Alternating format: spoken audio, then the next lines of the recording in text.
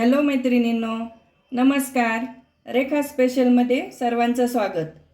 आज आपण बनवणार आहोत गावरान टोमॅटोची सुकी भाजी.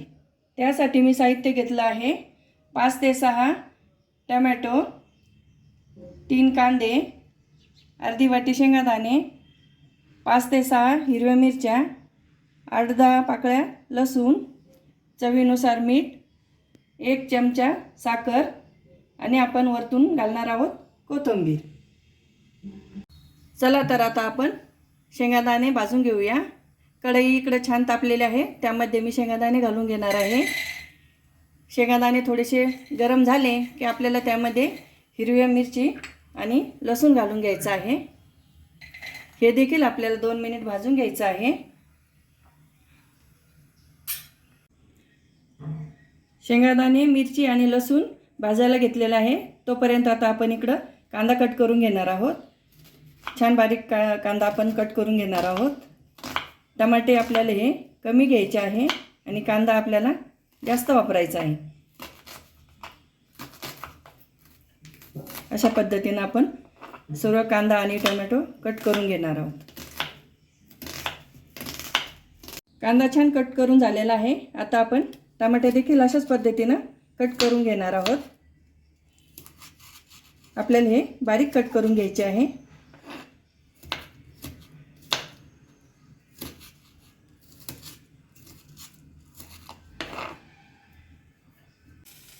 कांदा आणि टोमॅटो आपले हे छान कट करून झालेले आहे.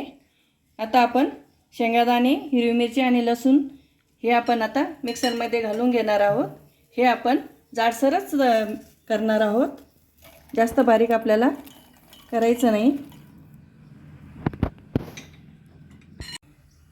आपली कढई तापलेली आहे, त्यामध्ये मी 2 चमचे तेल घालून घेणार आहे.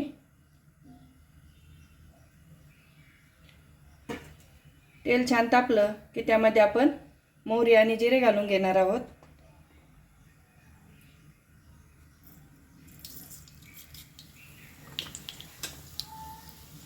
मोहरी छान तडतडली की आपण आता त्यामध्ये जिरे घालूया.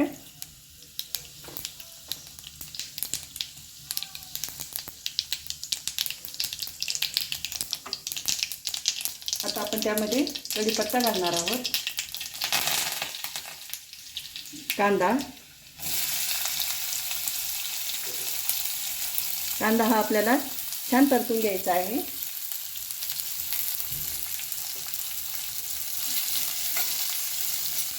याला आपल्याला 2 ते 3 मिनिट लागेल.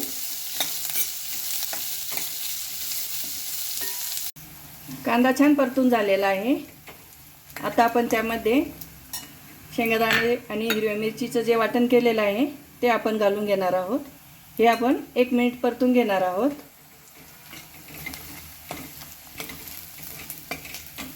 आणि त्यामध्ये आपण आता टोमॅटो घालून घेणार आहोत.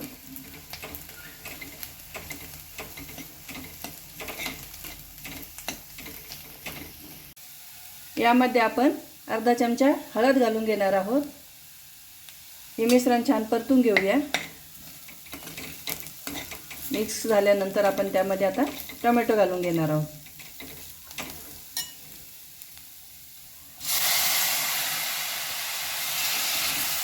हे देखील आपण 2 मिनिट छान परतून घेणार आहोत.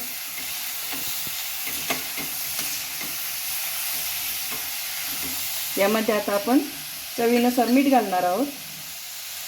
अर्धा चमचा मीठ, 1 चमचा साखर. आता हे छान मिक्स करून घेऊया आणि आपण यावर झाकण ठेवून 3 ते 4 मिनिट छान ही भाजी होऊ देणार आहोत.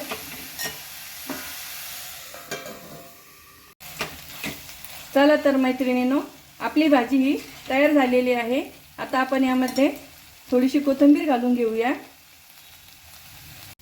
टोमॅटो खाण्याचे भरपूर फायदे आहेत, कारण की यामध्ये व्हिटॅमिन ए, सी आणि पोटॅशियम भरपूर प्रमाणात असते. त्वचेसाठी, हृदयाच्या आरोग्यासाठी, डोळ्यांच्या आरोग्यासाठी खूपच उपयुक्त आहे. यामुळे आपली रोगप्रतिकारशक्ती वाढते.